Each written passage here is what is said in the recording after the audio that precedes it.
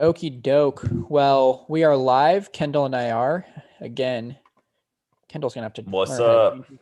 You have to learn how to change his name on Zoom. But Oh my gosh, I'm still under Drew. I need to switch back to my actual account. so I am. We For are, those of you who have been confused, just to clarify, I am the real Drew Lawson. I'm the real I Slim. mean, I'm the real Slim I Shady. mean, Drew, it says right there though on my name that I'm Drew Lawson. So I don't That's know. Either we're true. having an identity crisis or it's like that episode from The Office where where Jim pulls that prank on Dwight.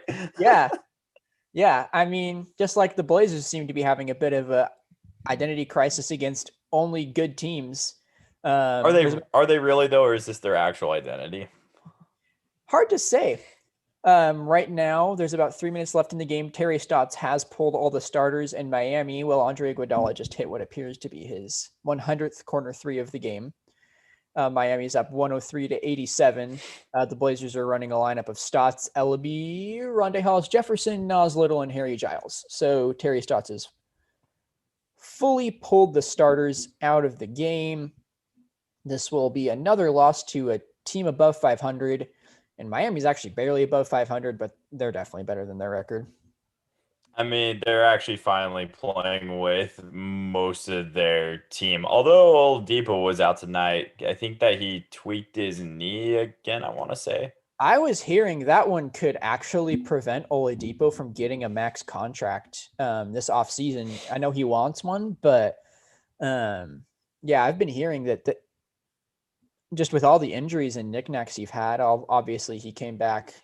He had an ACL tear a couple of years ago that was kind of devastating for him, but just another knickknack injury that might, unfortunately for him, kind of be troubling for him in contract Uh, negotiation. uh, look, I know we're here to talk about Blazers, but what does it take now to get a max contract? Because I mean this no offense to Victor Oladipo. He's a very good guard, but he's been really injured, and this is his real first year, back playing. Yeah, Well, like what I don't think that he's done anything to really necessarily get a max yeah, contract at this point, I agree with or you at there. extension at least. And I went on a really nice hike today. Just would love to promote Hawk Creek Canyon in north of Davenport, Washington while we're here. Oh, Awesome hike. let's You can check go. it out on my personal Insta, my personal Twitter. But as I was driving back from that hike, um, I was listening to JJ Redick's podcast, and he had Tobias Harris on it. Tobias Harris is a max player. Like at this point, Tobias Harris is probably better than Victor Oladipo is, but he's a max player who's never made an All-Star team. So JJ Redick and Tobias Harris were calling out casuals, saying like Tobias Harris. I mean, obviously Philly fans are pretty brutal as well, but people saying like Tobias Harris has never made an All-Star team. What's he doing with a max deal? Um, but knowing who's worthy of a max is very hard to judge if you're not in the league.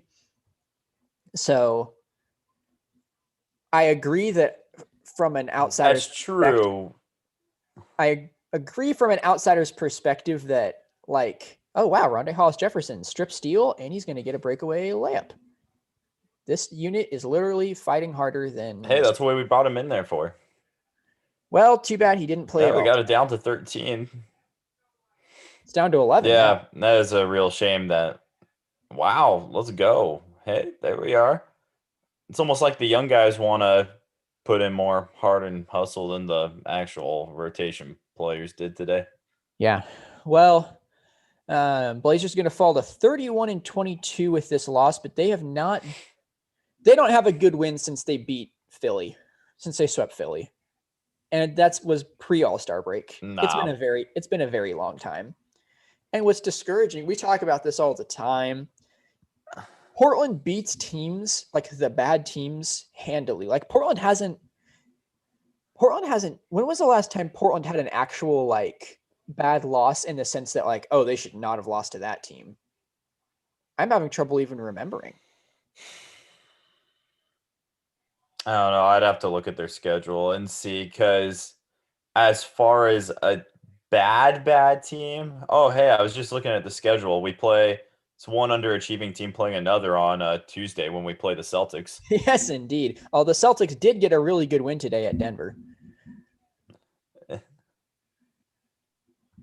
They did for once, but man, the Celtics, if you want to talk about the Blazers being disappointing, man, the Celtics are right up there with them.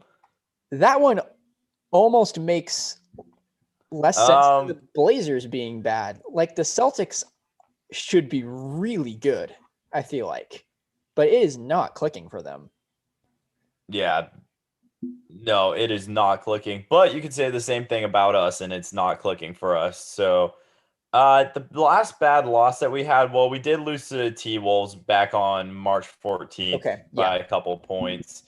I would say though, the game that we lost to the Nets, I actually felt like that was a really, really bad loss. Yeah, I agree.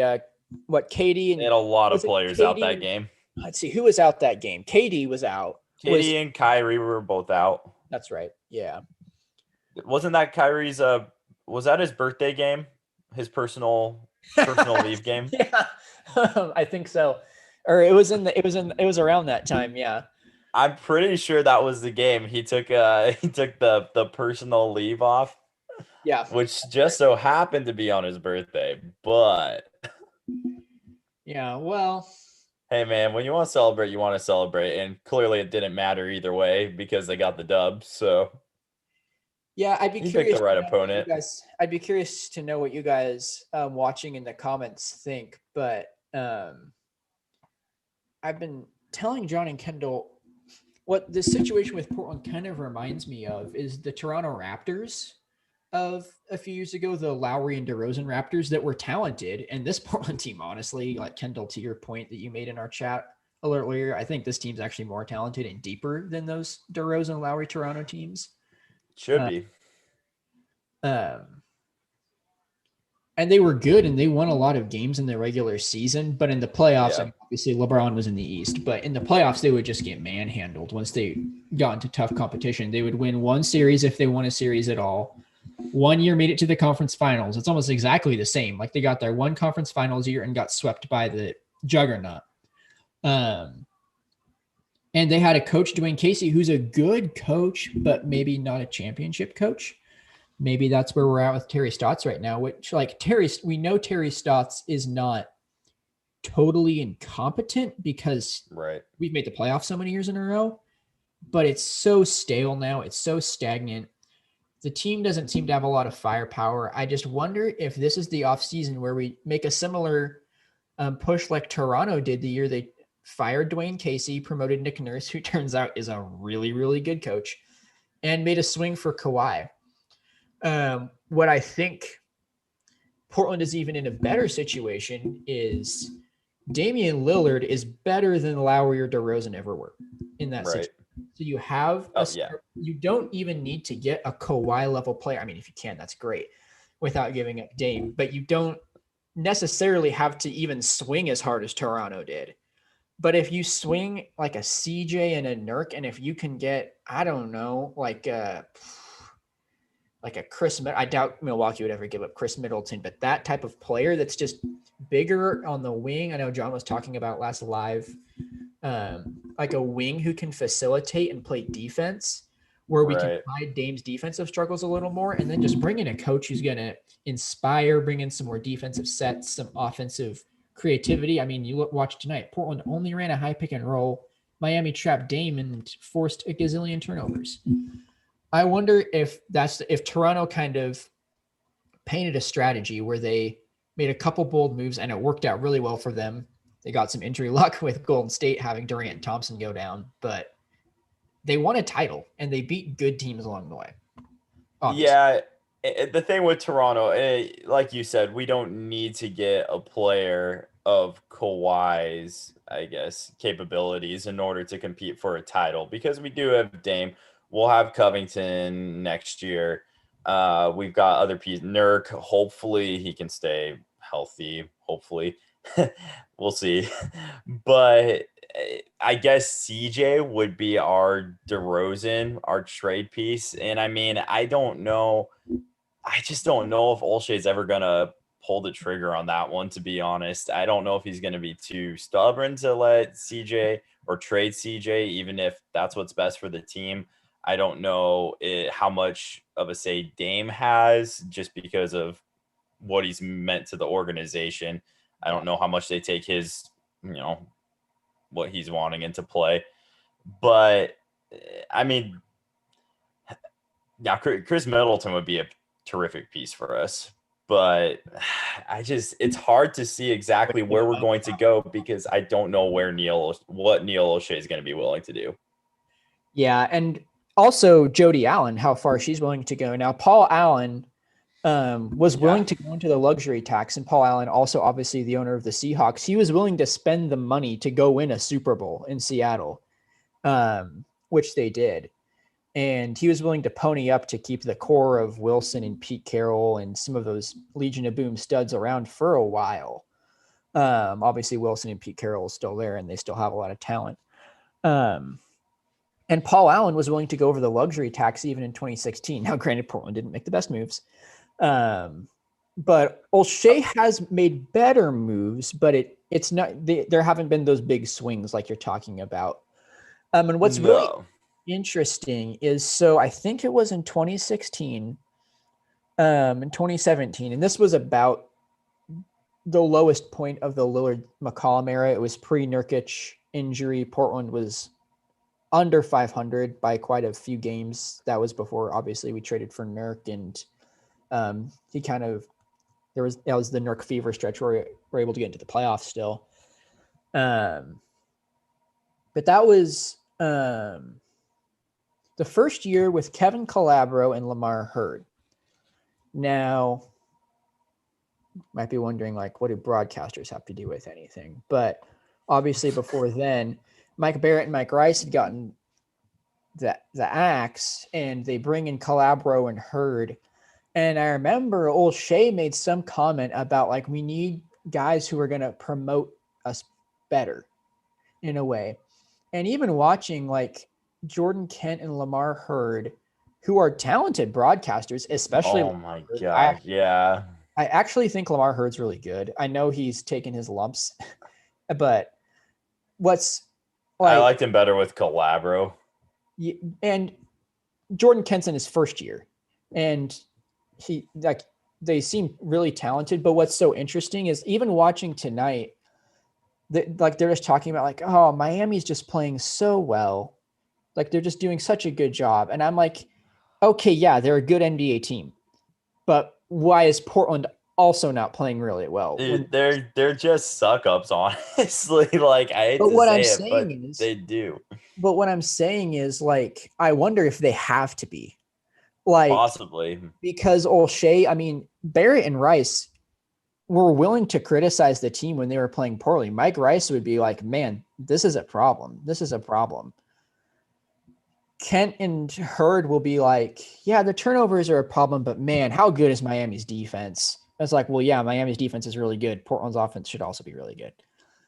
Right, and Miami's barely above 500, even though that's with them not having a full roster for most of the year still, though. So I almost wonder if that's almost an organizational thing where it's like, hey, we want to promote our brand and, like, show how awesome we are because we have Damian Lillard. And it's like, well, yeah, you do, and Damian Lillard's amazing. You're lucky you have him. Oh, my gosh. I mean, if this team didn't have Dame, I can't imagine where we'd be as an organization right now, because – I mean, we've had Dame, CJ, and I would say it's fair to say that Gary Trent was a great pickup in the draft. So we've had 3 really great draft pieces over the last 8-9 years now. But without Dame in there, this team is any other. They would be a New York Knicks. They'd be a Cleveland Cavaliers without LeBron James. They would be an Orlando Magic. This team has zero.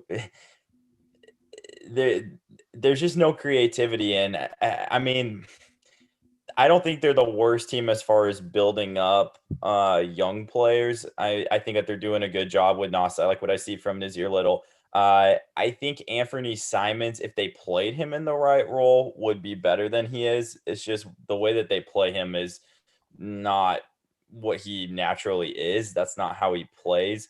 He's just not. I mean, everybody already knows this, but he's not a point guard, and they've tried to play him Yeah. as a point guard. I just don't feel like that they've utilized Anthony Simons very well in his time here.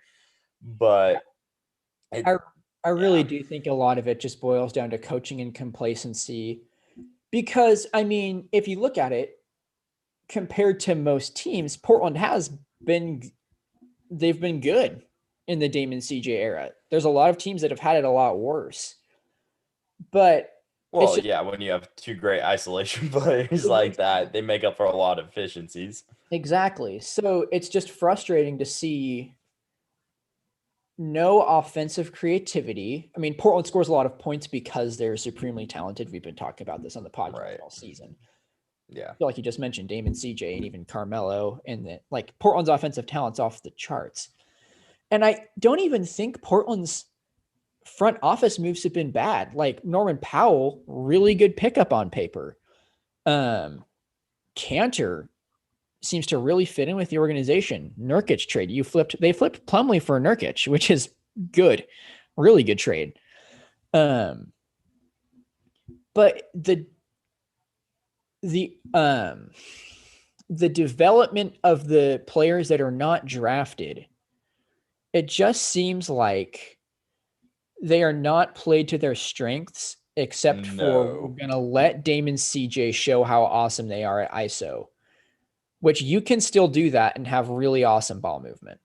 Right. And that's exactly what the problem is we get guys because you could definitely make the argument that Neil Olshey, his greatest strength is those midseason pickups for the reasons that you just stated. The Nurkic trade being right up there, this Norman Powell trade. I'm going blank, so I can't think of any others off the top of my head right now. But that is where his strength has been, is those pickups. That's what's really filled the team out. But when you have Damon CJ and you don't have a specific set offense and you're just running high pick and roll after high pick and roll after high pick and roll, and you're just having Dame try and bail out of a situation like that, and then it's just isolation shot making, there's no creativity. There's no way for players like Norman Powell to really have an opportunity to show off their strengths. There's no way for Robert Covington really to show off his strengths. I mean, I've seen Robert Covington go off the bounce a lot over the last 12 games. And he's shooting really well. He is Yeah. shooting really, really well. But that's not because of us just getting him open shots. He's making his own shots right now. Yeah. And I think that's why we're struggling a lot against these above 500 teams, is because of that reason. And I don't know if it's teams just trapping better, teams just wisening up to our lack of creativity on offense. But man, these last, especially 6 or 7 games against any team above 500 has just been brutal. Yeah. Jason Quick, one of our favorite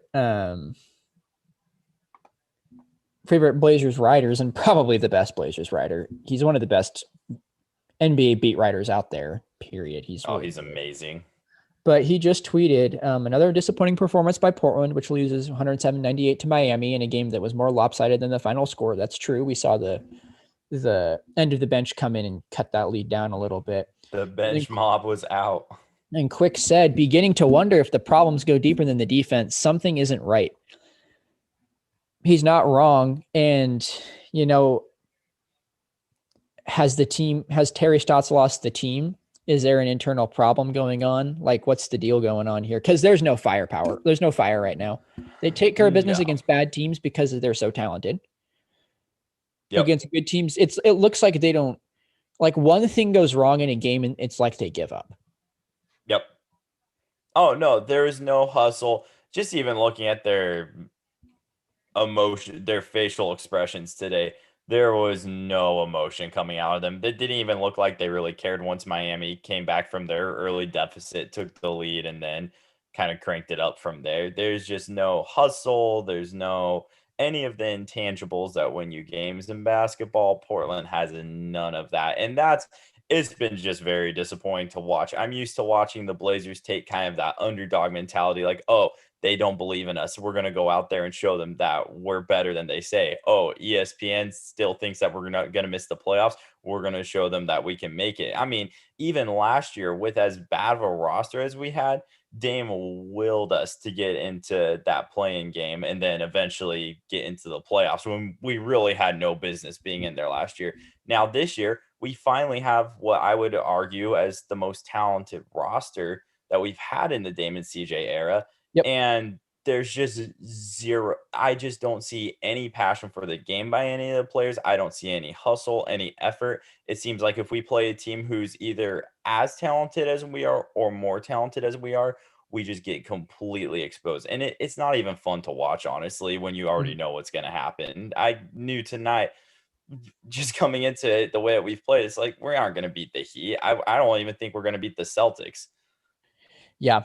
And again, I mean, we mentioned the Celtics, another team that's really underwhelming, more underwhelming than Portland is, to be honest, this season with how weak the East is. And but Boston just won at Denver. And Boston has Jason Tatum and Jaylen Brown. They're very talented. Yeah. Yeah, it's tough. And Terry Stotts is live with the media right now. I'm curious to see what he'll say. Probably nothing. And yeah, I'll actually turn it up a little bit to listen in. He says, when's the last time that Terry hasn't... Miami played a very good defensive game. I'm actually going to add John to this chat right now. Wait, is that Jordan Kent taking the post-game presser questions, or is that Terry Stotts? Yeah.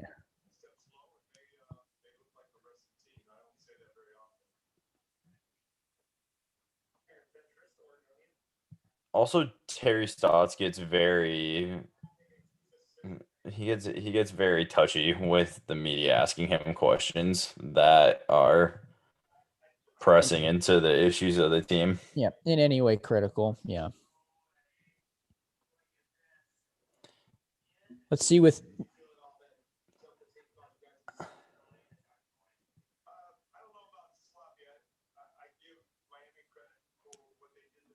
John's joining us. John getting off his shift at Black Rock Coffee in Vancouver. Wah. Hey. I'm actually listening into Terry Stotts. Real MVP.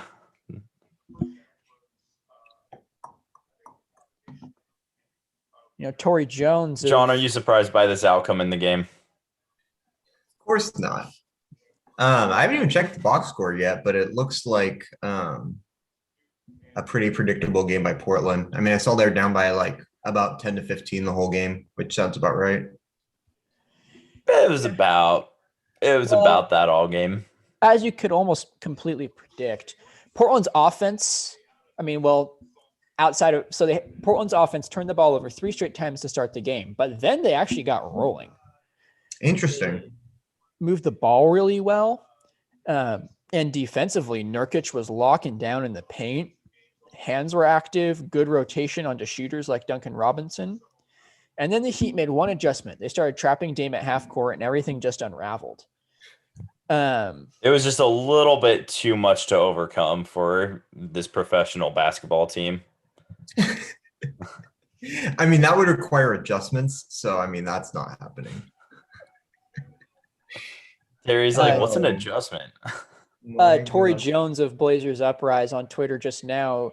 So, John, just before you came on, we talked about Jason Quick tweeting. He breaks down the fact that Portland lost. And then he says, beginning to wonder if the problems go deeper in the defense, something isn't right. And what Torrey says is that the offense doesn't translate into success against good teams for all the reasons why we got swept in the Pelican series. People blamed Aminu, even though he shot 43% from 3 that series and over 3 makes a game. Now we have Covington and Powell, to basically paraphrase what he's saying, and the offense still can't do anything when teams trap. Another point that I noticed during the game was we have CJ McCollum and Norman Powell in the backcourt.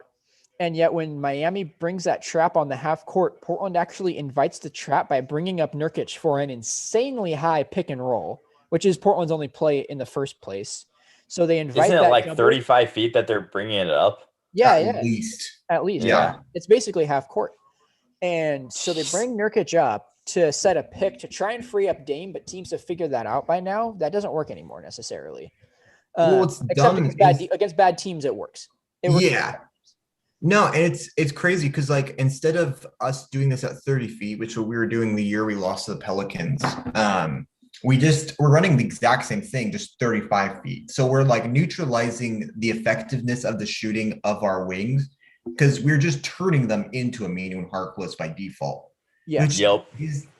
isn't great when we have dudes that actually can play offense. We like have- we're handicapping the team is what it feels like. With McCollum,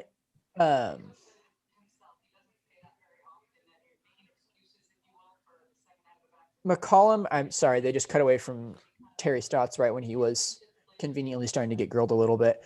They went back to Blazers post game, but Oh, yeah, makes sense. so when we had Aminu and Harkless, it almost made sense a little bit where it's just like, yeah, we gotta get some better pieces. 100%. We Not gotta get knocking the game plan then. Now the fact that CJ McCollum, Norman Powell, and Robert Covington are all over 30-ish feet away from the trap with the only outlet being Nurkic makes no sense. That does not. No, it doesn't. And we're just making it easier to stop Dame by bringing another dude out there. If we're running 4 flat, then his dude is in one-on-one island. Yes. And I don't think that's good offense either because we're not moving the ball at all. But at least you're having Dame go one-on-one with someone and he can beat anyone one-on-one. But if we're playing a team with an athletic big, like Miami, like the Pelicans were when we played them in the playoffs, then they're getting a free chance to throw 2 people at Dame. And it's like, if you have an athletic big, that dude can recover from that trap. Davis can beat Nurkic to the rim, like in that series, like Bam, I'm sure was able to do tonight, just because they're faster. So you got to run different plays. Yeah. Well, the problem too is going off that every NBA team, for the most part, outside of the bad ones, I could probably name a couple other teams. Most all the teams have an athletic 4 or 5 at this point. That's just the way that the game is played. So you aren't going to have those traditional centers anymore who are really slow, who that you can take advantage of off a pick like that. That just isn't the way that the game is played. And that's such an old school way of thinking. If that really is what Terry Stotts is trying to do with those high pick and rolls. But if that's all that you're running all game and it's not successful, what are you even doing? What are you trying to accomplish? Yeah. And I just don't get it. I mean, the offense has looked, it really has. I mean, that's a good point. The offense has really looked at times as bad as the defense has, and there's just no excuse for that. That's inexcusable. Mm-hmm. It's the uncreativity. It's just the fact that we run 1 to 3 plays. Just over and over and over again. There's no like adapting. Like we went from having Gary Trent, who's a spot up shooter, more of a spot up shooter, to Norman Powell, to someone that can create his own shot. And we don't use that at all. Like we don't utilize players to their strengths. We just try and plug them into preset roles that are on the team. Yeah. At least it appears. I don't know which one of you it was, but I totally agree where we're trying to turn Norman Powell and Robert Covington, who are the best wings we've had in Portland in a long time, into Aminu and Harkless, which Aminu and Harkless were great on defense, but offensively, we know they were limited. Yeah. Well, they've shown it on their current teams or the teams that they've been on since they left the Blazers too. They haven't done anything on offense. We actually probably maximized Aminu and Harkless to the best of their abilities. Yeah, we did. Probably. Yeah. Looking back on it, we definitely did. It's just, unfortunately, I almost wonder if there's a bit of stubbornness to it. I mean, in fact, I do think there's a bit of stubbornness to it. Like, oh, this system worked with the players we had. It's going to work, obviously, when we have more talent, where it's like, well, no, because teams have had 5 years to figure this out. And now it's time to use players to their own strengths. We now have players that have multiple areas of strength, because we were using Aminu and Harkless to their strength because their strength was as versatile defenders, and then we were able to hide them on offense. Whereas now we have players that have skills in both offense and defense, and we don't seem to use those skills outside of spot up shooting. Yep. And even Carmelo, now Carmelo has been bad since the All-Star break. I'm not going to sugarcoat it. He has not played well. But Wow, even is that mellow hate? it's He should not be playing. I want him out of the NBA. Fire him. Yeah. No, I don't even think we're using him to the best of his abilities right now, honestly. Like, he's another player where, like, yeah, he hasn't been shooting well at all. It's just no way around it. But he only shoots contested mid-range jump shots. yes, He doesn't shoot any other shot. So it's like, of course his shooting percentage is low. He's only taking insanely difficult shots. yeah, it's just, yeah. Well, I guess we'll see if Portland, if this changes at all this season. To go back to our pessimistic ways here at the Y-Ball starters, I gotta think this is it for Stotts. I really think this is it. Yeah, it feels like it. It feels like it's hit a wall. Okay, we've gone as far as we can with him, and this team should be more talented than it is. If this team was just showing a ton of fight and playing really hard on defense, swinging that ball around, and we just lost in 7 games to the Clippers in the first round of the playoffs, I wouldn't even necessarily, I mean, I'd be really disappointed, but I'd be like, you know what? The West is stacked. That's tough. Yeah. We're a good team. But I think we're probably going to lose in 5 games to whoever we play. Yeah. Dame and CJ are talented enough to probably win us 1 playoff game. They usually do. In this current iteration of Dame and CJ, since they've leveled up since the Pelicans year, they've proven that they are good enough to win playoff games by themselves, but probably not series with the current complexity. Honestly, though, it depends on what the heart level is, though, of the team. I mean, if they're really out of it and we're playing defense this badly, we aren't winning a playoff game against the Lakers or the Clippers. The Suns, I think we could get a couple against, like what we've kind of talked about there. I tend to think this is just my guess. Dame and CJ do tend to have enough pride in them to go get a game, usually, I think, at this point in their career. I mean, we beat the Lakers. We didn't get swept by the Lakers last year, and our team last year was terrible. In the bubble, the roster was really bad. So, I think I agree, but I think regardless of how this team performs in the playoffs, unless they somehow make a run, which I would be stunned, it's got to be the axe for Stotts, because they got to try something different, because it's this, you're completely right, Drew. It's definitely plateaued, and it's been the same plays that they're running. We've only run a pick and roll the past 5 years. Yeah. Only, but maybe next year will work finally. Yeah. Why aren't we swinging the ball? Why aren't we running elevators? Why aren't we Nurkic can set off ball screens too. He's a mountain. He's great at setting screens. Use that more. Yeah. I think, oh gosh, I totally blanked on what I was going to say. Shoot.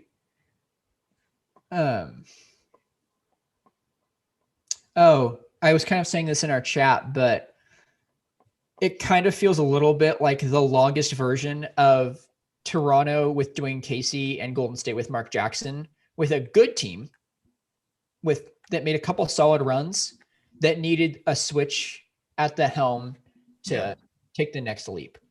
I agree. Hopefully that's enough to make next leap. It doesn't quite compare to Golden State because we didn't quite realize how good Klay Thompson is. But I mean, they did elevate once they made a coaching change. And I think Steve Kerr's a really good coach. I'm not convinced he's incredible yet because he's just had amazing rosters. But just the switch and the change of energy and the change of scenery in the locker room, they went and won a championship. Nick Nurse. And John, we talked about this earlier on the live stream. With Toronto, they took a chance with Dwayne Casey and they made a really bold trade. And what I was talking about with Kendall earlier is that Portland does not have to make that level of a trade. Mm-mm. They probably should try and get, I mean, there's always ways to improve, but Portland does not need a Kawhi level player because they have a Damian Lillard. Absolutely. Absolutely. I think they need a different roster makeup. But I don't even necessarily think we would need to trade CJ McCollum to compete for a championship. Which is weird to say because I never thought I'd get to this point. But we need a different locker room culture. We need a different type of head coach. We need a defensive head coach, or at least someone that's going to bring pride on the defensive end. So I'm curious to see who becomes available. Because I just, as the team is going, it's hard to imagine Terry Stotts survives this year. I'd be very curious to know how good this team is with fight, because I think this is the most talented team. This team might be more talented than the Aldridge Lillard era. I really think it might be. I think so. Yeah, no, they're a good team. They have, or at least they have good players. They may not be like skill set wise great for playing with each other, but we have a lot of really good individual players. Like we have like 13 dudes that can play like playoff minutes, which you have not been able to say about Portland like under Stotts before. And with the exception of Carmelo, who's obviously at the tail end of his career, all of the players on the roster could be maximized to the best they've ever been. Yep. Yep. Yeah, I mean, definitely. And Kanter had 30 rebounds last night. Yeah. What? And Kanter's only good in Portland. He was solid in Oklahoma City, but like he was terrible in Boston. He didn't do anything. Oh my gosh. Yeah. And New York. Yeah. Kanter would be the one. Kanter, we were talking about, I think before you came on here, John, me and Drew were saying that a lot of the players that we pick up either through trade deadline or free agency, we don't maximize to their potential. Kanter has been the one who defies all that. He always, I mean, defensively, he's terrible, but on the rebounds and getting putbacks and just footwork, he's amazing. I really think it's his friendship with Lillard and McCollum. Because those three clicked instantly when he first got to Portland, and then obviously the playoff run, and then having that chemistry coming back. I think that's really the reason he's been successful. Is just he's super good in the pick and roll. And so since Portland runs all the time, he's really, really good. And I mean, just a lot of Portland's misses are just off because of the skilled players, and Ennis, he is such a good rebounder. It's crazy, especially in the offensive end. Like he was cooking fools on the offensive glass last night. Like it's really impressive to watch him go to work. But yeah, it is kind of interesting that he's such a grinder, but he was not successful recently outside of Portland. Yeah, and it's odd. Well, he had a decent stint with the Knicks, but and if we can get Nurkic to be what he was pre-injury, now Nurkic is proving to be unfortunately kind of injury prone. Yeah, but even in the bubble, Nurkic was so good, and if we can get to that, if we can maximize that Nurk. And Toronto Powell, which I think Toronto Powell has actually been there in Portland, we just haven't used it. And we've seen how good Covington is, and we just keep maximizing. Derek Jones keeps improving. Like 15 to 20 minutes a game of this Kanter is awesome. Defense, even 100%. He's a great bench big. He's top of the line bench bigs. Yeah. No, it's going to be interesting because we also have a lot of dudes that we can't really re-sign is the thing. So it's going to be interesting to see what happens in the offseason, whether it be with Terry Stotts, whether it be with Norman Powell. I mean, we're definitely not going to be able to re-sign him if we keep CJ, just with how much money he's going to be asking. With Jusuf Nurkic, who becomes a free agent too, I think he might have a player option. Nurkic is going to be interesting. If he gets hurt again. He may be done in Portland if he gets hurt again. I think he's on thin ice also, just because he's played like 30 games in the last 3 years. You can't rely on that. Yeah, he might not get huge offers though from other teams, is He my may not. thought if he gets injured again. And I know he is really, really, really close with Dame, so Mhm. I wouldn't be surprised if that plays a little bit of a role in his decision making, to be honest. Yeah, I agree. Because he is also a player that style wise isn't really fitting the current NBA either. So he may not get a ton of offers. So he may not cost Portland a ton of money. He doesn't fit the modern NBA, but when he's healthy and if he can stay healthy, he's efficient enough and does enough to where he can still be a very, very good, almost dominant role piece that we saw back in 2019 before he got hurt. It's just, will he Yeah, ever get to that level again? who knows? I don't know. I mean, it's hard to say. I think if he stayed healthy for a full season, I think he could get back there, but Yeah. I agree. I mean, we were talking, and what's so funny is, I mean, individually, outside of the injury, CJ actually is having his best season. Like CJ's been phenomenal individually. 100%. yeah. But back then, we were like, Nurkic is probably the second best player on the team, and that's not even a knock on CJ because that was the year CJ was almost the leader in the Denver series. Like that was very, Yeah. very good CJ. Like Yeah, Nurkic was legit. it's tough because Nurkic, he has to one, be healthy, but two, he has to be locked in because when he's not locked in, he is bad. Like he's Yeah. a net negative on both sides of the floor. And you don't see him locked in for enough games to be worth a double-digit million contract, like a $10+ million a year. So it's going to be interesting to see what they do financially with them, with how they've been trying to stay out of the luxury tax. Which I mean, we got two max players, so good luck. It's going to be a very interesting offseason for Portland. I think it's Yeah, going to will be be. relatively active, and I think it's going to have to be. So we'll see. We'll see. How the playoffs go, I think, depends so much on matchups. So like, it's really hard to tell what the future looks like for Portland at this point. Yeah.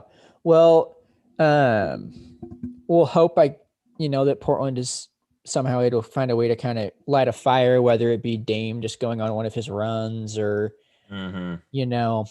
something else. Another player steps up, kind of inspires the team. We'll see. We'll see.